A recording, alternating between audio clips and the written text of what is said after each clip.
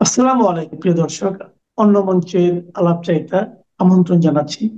আজ আমাদের সঙ্গে আলোচনার জন্য রয়েছেন বাংলাদেশ ছাত্র ইউনিয়নের সাবেক সভাপতি জনাব শরীফুজ্জামান শরীফ। জনাব শরীফুজ্জামান শরীফ, আপনাকে আমাদের অনুষ্ঠানে স্বাগত জানাচ্ছি। ধন্যবাদ আপনাকে। জনাব শরীফ, আপনি জানেন নিশ্চয়ই যে এটাই যখন আলোচনার বিষয়, ডক্টর ইউনূস ইংল্যান্ড গিয়েছেন, সেখানে ওনাকে নিয়ে নানা রকম কথাবার্তা, যাওয়ার সময়ও ওনার যারা লোক তারা জানিয়েছেন উনি এখানে যে কি কি করবেন, অনেক কিছু করবেন। আমরা জেনেছি রাজার সঙ্গে দেখা হবে, প্রধানমন্ত্রীর সঙ্গে দেখা হবে, এবং আহ তারেক রহমানের সঙ্গে ওনার বৈঠক হবে। এবং এটাও শুনেছি যে বৈঠকটা ডক্টর ইউনূসই কামনা করেছেন, উনি চেয়েছেন একটা বৈঠক হোক। এর পাশাপাশি আমরা বিভিন্ন বিদেশি পত্রিকায় গার্ডিয়ানে দেখলাম যে টিউলিপ যিনি আছেন ওখানকার আপনার কি বলে সংসদ সদস্য এবং সাবেক মন্ত্রী এবং শেখ হাসিনার বোনের মেয়ে টিউলিপ সিদ্দিক, তিনিও নাকি ওনার সঙ্গে দেখা করতে চেয়েছেন। সেই চিঠি ডক্টর ইউনূস পেয়েছেন কিনা বোঝা যায় না, কারণ ডক্টর ইউনূসের প্রেস সেক্রেটারি বলেছেন তারা সেই চিঠি পাননি। কিন্তু না পেলেও চিঠির বিষয়বস্তু আমরা ইতিমধ্যে জেনে গেছি। সেই দেখাও হবে কিনা সেটা নিয়েও একটা আলোচনা হতে পারে। এই সামগ্রিক ভাবে উনি যখন যে পোস্ট দেন, আমরা আবার এটাও দেখলাম সোশ্যাল মিডিয়াতে যে ওনার যাওয়ার পর নানা ধরনের আওয়ামী লীগের লোকজন খুবই ওখানে যারা আছেন, যেটা আমাদের পুরোনো একটা ট্র্যাডিশন, যে যারা ক্ষমতায় থাকেন তারা গেলে পর বিরোধীরা তাদেরকে নানা রকম ব্যঙ্গ বিদ্রুপ করেন, আবার যারা বিরোধী থাকেন তাদেরকে ক্ষমতাসীনরা ব্যঙ্গ বিদ্রুপ করেন। তো এবার ডক্টর ইউনূস গিয়েছে, যতটুকু আমি দেখেছি যে বিরোধীরাই বেশি ছিল, ওনার পক্ষের লোক খুব একটা দেখা যায়নি। তো এই যে সামগ্রিক ব্যাপারটা, এই সব মিলিয়ে আপনার কি মূল্যায়ন ডক্টর ইউনূসের এই বিদেশ মানে ইংল্যান্ড গমন ব্যাপার নিয়ে, এই সফরটা নিয়ে আপনার মূল্যায়নটা কি? আপনাকে ধন্যবাদ। দর্শক শ্রোতাদেরকে ধন্যবাদ। প্রথমত, ডক্টর মোহাম্মদ ইউনূস গত 9 মাস আগে রাষ্ট্রের দায়িত্ব গ্রহণ করার পর, সরকারের দায়িত্ব গ্রহণ করার পর, এটা তার 11তম বিদেশ সফর। তিনি আগস্ট মাসে দায়িত্ব নেওয়ার পর সেপ্টেম্বরের, গত বছরের 24 সেপ্টেম্বর প্রথম বাংলাদেশের সরকার প্রধান হিসাবে বিদেশ সফর শুরু করেন। গত 10টা সফরে যতটা আলোচনা হয়েছে, এবারের আলোচনাটা ডাইমেনশনটা ভিন্ন, তার ইম্প্যাক্টটা ভিন্ন, এবং এবারকার সফর নিয়ে আলোচনাটাও বেশ তুমুল আলোচনা হচ্ছে। ডক্টর মোহাম্মদ ইউনূস পৃথিবীর কাছে খুব পরিচিত একজন সজ্জন মানুষ, কিন্তু তিনি যে 11টা সফর করেছেন, বেশিরভাগ ক্ষেত্রে দেখা যাচ্ছে যে দেশ তিনি সফর করছেন সেই দেশের সরকারের পক্ষ থেকে তাকে অভ্যর্থনা জানানোর ক্ষেত্রে আমাদের প্রত্যাশা পূরণ হচ্ছে না। কারণ তিনি তো এখন শুধুমাত্র ব্যক্তি না, তিনি বাংলাদেশ সরকারের প্রতিনিধিত্ব করেন। সুতরাং আমরা চাই আমাদের যিনি জাতির নেতৃত্ব দিচ্ছেন তাকে সেই দেশ একটা যথাযথ মর্যাদা প্রদান করুক। যেমন গতকালকে তিনি লন্ডনে পৌঁছানোর পর দেখা গেল যে সেখানে বাংলাদেশের প্রতিনিধি এবং তার সফর টিমের সদস্য যারা, তাদেরকে বলা হচ্ছে যে ব্রিটেনের রাজপরিবারের একজন প্রতিনিধি সেখানে ছিলেন, কিন্তু তিনি কে এই নামটি বা তার পজিশনটি বলা হচ্ছে। সেকেন্ড হচ্ছে যে তিনি যে যাচ্ছেন বিমানবন্দরে নামার পর, আমরা দেখলাম তার প্রেস সেক্রেটারি, তিনি পুরো অনুষ্ঠানটা বা তার বিমান থেকে নেমে এগিয়ে যাওয়াটা ভিডিও করছেন তার প্রেস সেক্রেটারি, এবং সেখানে অন্য কোনো মিডিয়াকে দেখা যাচ্ছে। আবার আপনি যেটি বলেছেন এটি খুবই দুর্ভাগ্যজনক যে আমাদের পলিটিক্সের যে বাদানুবাদ, আমাদের রাজনীতির যে কুৎসিত যতগুলো জায়গা আছে তার একটা হচ্ছে এই যে পাল্টাপাল্টি। তো এটা বিদেশেও তার একটা প্রতিফলন হয় আমাদের সরকার প্রধানরা যখন বিদেশ সফর করেন, এটা আমরা না চাইলেও হয়। গতকালকেও সেই ঘটনাটি ঘটেছে, সেখানে বিক্ষোভ হয়েছে, আওয়ামী লীগের নেতাকর্মীরা সেই বিক্ষোভে ছিলেন। এর আগে আমাদের শেখ হাসিনা যখন বিদেশে গিয়েছেন বা তার আগে বেগম খালেদা জিয়া যখন গিয়েছেন, তখন যে বিক্ষোভগুলো হয়েছে সেই তথ্যগুলো কিন্তু আমাদের মিডিয়া প্রচার করেছে।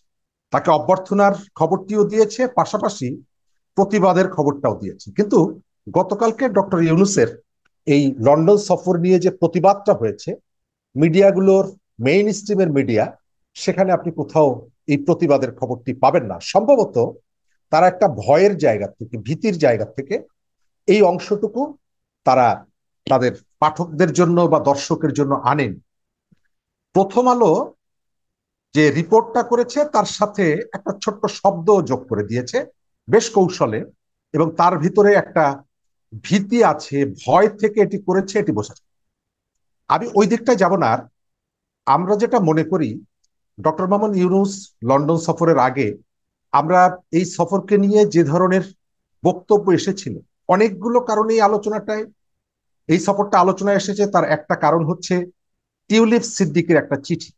প্রথম দিকে তথ্য উপদেশ প্রেস সেক্রেটারি তিনি এই চিঠিটি ব্যাপারে যে তথ্য দিয়েছেন, পরে তিনি জানিয়েছেন যে চিঠিটি আমরা পেয়েছি।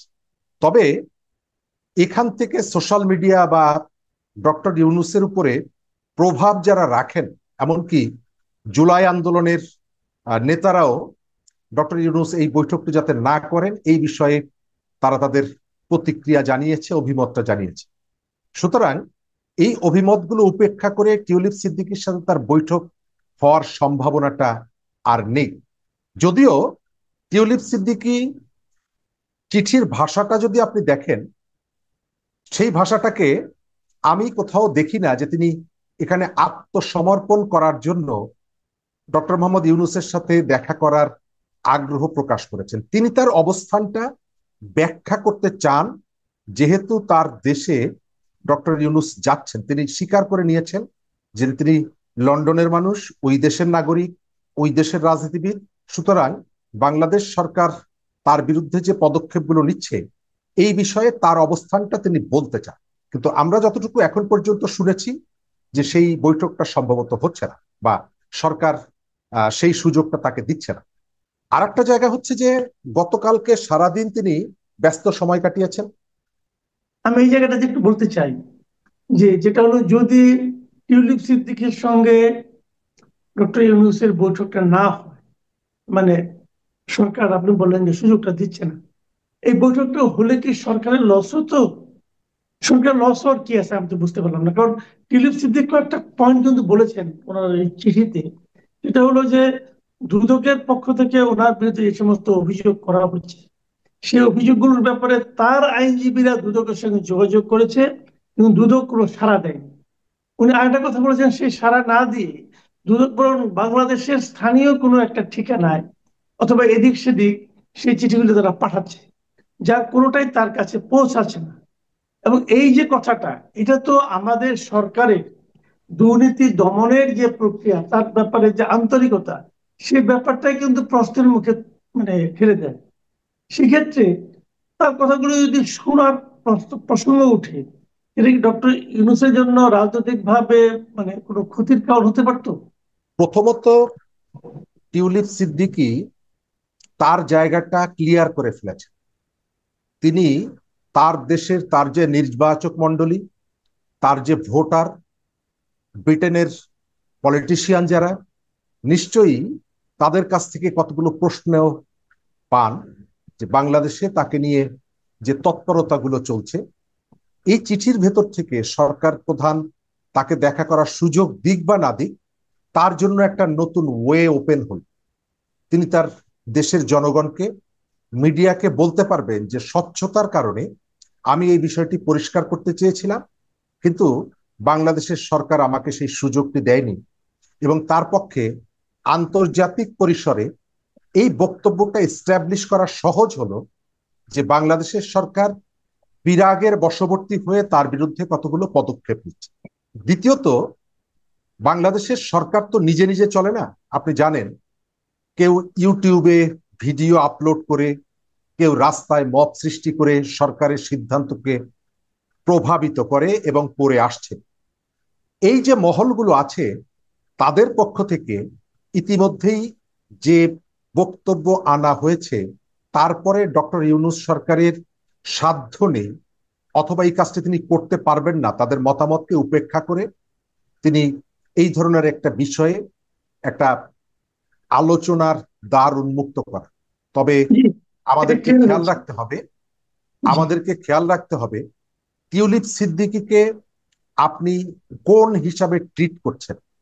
সম্ভবত আমরা ভুল করছি, আমরা ধরে নিচ্ছি যে তিনি শেখ হাসিনার আত্মীয়, কিন্তু আপনি যে টিউলিপ সিদ্দিকীকে সামনে রাখছেন, তিনি তিনি কিন্তু ব্রিটেনের সাবেক মন্ত্রী এবং একজন পার্লামেন্ট সদস্য। ইন্টারন্যাশনালি তার ভয়েজের অনেক দাম আছে, অনেক গুরুত্ব আছে। আর তার সরকার, ব্রিটেন সরকার টিউলিপ সিদ্দিকীর পাশে আছে, গত দুদিনের ঘটনাগুলো সেটি কিন্তু প্রমাণ করে দেয়। সেই জি, ক্ষেত্রে একটা তার বিষয় সাথে কিন্তু উঠেছে এখানে, কিন্তু আপনি যে কথাটা বললেন যে ব্রিটেন সরকার টিউলিপ সিদ্দিকীর সঙ্গে আছে, এটা গত দুদিনের ঘটনায় প্রমাণ করে দেয়। দুদিনের আপনি ঠিক কোন ঘটনাগুলোর কথা বলছেন? প্রথমত এই যে সফরটা হচ্ছে, এই সফরটা এখন পর্যন্ত যা অর্জন তার থেকে বিসর্জনটা বেশি। এই সফরের সব থেকে গুরুত্বপূর্ণ দিক হলো ডক্টর মোহাম্মদ ইউনূস এবং তারেক রহমানের মধ্যে একটি বৈঠক হবে। আমি ওইটা পরে আসছি। তার আগ পর্যন্ত আমরা যেটা দেখেছি, এয়ারবাসের প্রধান তিনি ডক্টর মোহাম্মদ ইউনূসের সাথে বৈঠক করেছেন। আমি জানি না এয়ারবাস এই জায়গাটায় বাংলাদেশের সাথে নতুন বাণিজ্যের কোনো উইন্ডো ওপেন করার মতলব থেকে এটি করেছে, কারণ এখানে আন্তর্জাতিক বাণিজ্যর একটা সম্পর্ক থাকে। সেকেন্ড, গতকালকে কয়েকজন এমপি তার সঙ্গে দেখা করেছেন এবং কমনওয়েলথের মহাসচিব দেখা করেছে। এর বাইরে ব্রিটেনের প্রধানমন্ত্রীর সাথে বৈঠক হওয়ার যে কথাটা ছিল, গতকালকে প্রেস উইং এর পক্ষ থেকে যে সংবাদ সম্মেলন করে তারা একটা বিভ্রান্তিকর তথ্য দিয়েছেন। তারা বলেছেন একেবারে একটা চাক্ষুষ মিথ্যা কথা তারা বাজারে নিয়ে এসেছেন। আমি খুব অবাক হয়ে যাই যে এই ধরনের, এই যুগে এই ধরনের মানে বিভ্রান্তিকর মিথ্যা তথ্য কিভাবে একটা দেশের সরকার প্রধানের প্রেস উইং দিতে পারে। এটি পৃথিবীর অন্য কোনো জায়গায় হলে অবশ্যই তাদেরকে শাস্তির আওতায় আনত সরকার। আমাদের এখানে কি হবে আমি জানি না। গতকালকে প্রেস উইং এর পক্ষ থেকে সেখানে প্রেস কনফারেন্স করে বলা হয়েছে যে প্রধান উপদেষ্টার সাথে বৈঠকের এখনো চূড়ান্ত হয়নি, কারণ ব্রিটেনের প্রধানমন্ত্রী তিনি কানাডা সফর করছেন। পরক্ষণেই জানা গেল তিনি ব্রিটেনেই আছেন এবং বাংলাদেশ সরকারের প্রেস উইং যে তথ্যটি দিয়েছে এটি মিথ্যা। এবং আমার ধারণা যে সম্ভবত ডক্টর ইউনূসকে আমরা যে জায়গাটায় দেখতে চাই সেই জায়গার সাথে গতকালকের ব্রিটেন সরকারের যে আচরণের যে জায়গাটা সেটি মিলছে না। অথবা এখানকার মিডিয়া, তার প্রেস উইং যে ধরনের বক্তব্য প্রচার করেছে তার সাথে বাস্তবতার অনেক ফারাক আছে, যেটা এই সময়কালে ডক্টর ইউনূসের ইমেজের জন্য সাংঘর্ষিক। সেই কারণে তারা হয়তো ধারণা করেছেন যে তারা যে তথ্যটি দিবেন এটি, আমাদের এখানের মিডিয়াগুলো যেমন অনেক সত্যকে আড়াল করে যায়, একইভাবে প্রেস উইং এর যে বক্তব্যটি, সেই বক্তব্যটি দর্শক শ্রোতারাও ভয়ে অথবা অন্য কোনো কারণে এটিকে আড়াল করে, কিন্তু দেখা গেল এটি সত্য ছিল না। তো যাও, এটা আমরা আমার তাহলে কাছে মনে হয় একটা বড় ব্যর্থতা সরকারের। বুঝতে পেরেছি। তা আমরা এখন বরং আপনার ওটা ওখানে যে কি হয়েছে, কি পাচ্ছি, কি প্রাপ্তি অপ্রাপ্তি, এগুলো নিয়ে মোটামুটি আপনি একটা ধারণা দিয়েছেন এবং আমাদের দর্শকরা হয়তো এখান থেকে কিছু ইঙ্গিত পেয়ে গেছেন এর মধ্যে। আমি এখন সর্বশেষ যে প্রসঙ্গটা নিয়ে আলোচনা করতে চাই, যেটা নাকি আমাদের জন্য, আমাদের দেশের রাজনীতির জন্য সবচেয়ে গুরুত্বপূর্ণ, সেটা হচ্ছে তারেক রহমান সাহেবের সঙ্গে ওনার বৈঠক। আমরা যতটুকু জেনেছি এই বৈঠকটা ডক্টর ইউনূসের আগ্রহী হচ্ছে এবং উনি চেয়েছেন বৈঠকটা হোক। তো এখন বিএনপি এবং এর সরকার তো মুখোমুখি অবস্থানে আছে। মুখোমুখি অবস্থান কি, নির্বাচন নিয়ে মুখোমুখি অবস্থানে। তারেক রহমান বলেছেন ডিসেম্বরের মধ্যে নির্বাচন হতে হবে, বিএনপিও তাই বলছে। উনি নির্বাচনের ডেট দিয়ে দিয়েছেন এপ্রিলের প্রথমার্ধে। এখন কি এই নির্বাচনের ডেটটা নিয়ে আলোচনা হবে? যদি নির্বাচনের ডেটটা নিয়ে আলোচনা হয়, তাহলে তো ডক্টর ইউনূসের উচিত ছিল নাকি যে ওনার নির্বাচনের ডেটটা ঘোষণা করার আগেই তারেক রহমান সাহেবের সঙ্গে আলাপ করা? তাহলে তো উনি একটা মিলেমিশে একটা একটা ডেট দিতে পারতেন। তো এই যাও, এই বিষয়টা নিয়ে কি হবে? এর মধ্যে আবার শুনলাম যে খালেদা জিয়ারও নাকি কিছু কথাবার্তা আছে। উনি নাকি ওনার স্থায়ী কমিটির সদস্যদের বলেছেন যে তারেক রহমান ডক্টর ইউনূসের সঙ্গে একটা আলোচনার মাধ্যমে যেন সমস্যার সমাধান করা হয়। তো এই সব মিলিয়ে আপনি কি ভাবছেন, কি কি হতে পারে এই মিটিং এ? ধন্যবাদ। আমরাও চাই যে বাংলাদেশের রাজনীতিতে যে গুমোট অবস্থাটা আছে এটা আলোচনার ভেতর থেকে সমাধান, এবং সেই আলোচনাটা উদ্যোগটা সরকারের পক্ষ থেকেও নিতে হবে, রাজনৈতিক দলের পক্ষ থেকেও নিতে হবে। একটা কথা আছে যে সময় সবার সমান নাহি যায়। ঠিক গত মাসে বিএনপির সিনিয়র নেতারা ডক্টর মোহাম্মদ ইউনূসের সাথে দেখা করার জন্য 4 দিন ঘুরেও সময় পেলেন না। সেই সময়টা দেওয়া হলো এনসিপির 2 নেতাকে। সেই ডক্টর ইউনূসের আজকে লন্ডনে গিয়ে তারেক রহমানের সাথে বৈঠক করতে চান। আবার ধারণা তিনি পরিস্থিতিটাকে অনুধাবন করতে পারছেন যে বাংলাদেশের রাজনীতিতে একটা স্থিতিশীলতা ফিরিয়ে আনতে হলে এখানে বিএনপির একটা বিরাট ভূমিকা আছে। তার মনের মধ্যে বা তার সরকার যদি এটি অনুধাবন করেন, এটি খুবই ইতিবাচক। দ্বিতীয়ত, বলা হয়েছিল যে এটি একটা সৌজন্য সাক্ষাৎ করবেন তিনি, কিন্তু আপনি দেখেছেন যে বৈঠকটি হবে 1-to-1, অর্থাৎ কেবল 2জন থাকবেন। সেকেন্ড হচ্ছে, এর আগে কখনো বিএনপি স্থায়ী কমিটির সভা ডেকে তার চেয়ারপারসনকে, ভারপ্রাপ্ত চেয়ারপারসনকে এই ধরনের কর্তৃত্ব কখনো দেয়নি। এটি প্রথম আমি দেখি। এর অর্থ হচ্ছে যে এই বৈঠকটা কেবল সৌজন্য সাক্ষাৎ না, রাজনীতির অনেক বিষয়ে হয়তো এই সময়কালে তারেক রহমান সিদ্ধান্ত গ্রহণ করেন। তবে আমরা রাজনীতিতে স্বচ্ছতা চাই, যে পর্দার অন্তরালে যাতে কখনো কোনো কোনো ঘটনা বা ইকুয়েশন গুলো তৈরি করা না হয়, এটা আমাদের প্রথম প্রত্যাশা। এবং বাংলাদেশের মানুষ একটা গণতান্ত্রিক সরকার চায়। এই গণতান্ত্রিক সরকারটা আসলে বিএনপির চায় বলে এমনটা না, জামাত চায় বলে এমনটা না, বামপন্থীরা চায় বলে এমনটা না। বাংলাদেশের একটা স্থিতিশীলতার জন্য একটা নির্বাচিত সরকার আমাদের এখানে প্রয়োজন। সেটি আপনি আইন শৃঙ্খলার জায়গা থেকে বলেন, অর্থনৈতিক জায়গায় বলেন, সামাজিক স্থিতিশীলতার জায়গা বলেন। আমাদের একটা সংস্কার বিচারের একটা প্রক্রিয়া শেষ করতে হবে এবং নির্বাচনের দিকে আমাদেরকে যেতে হবে।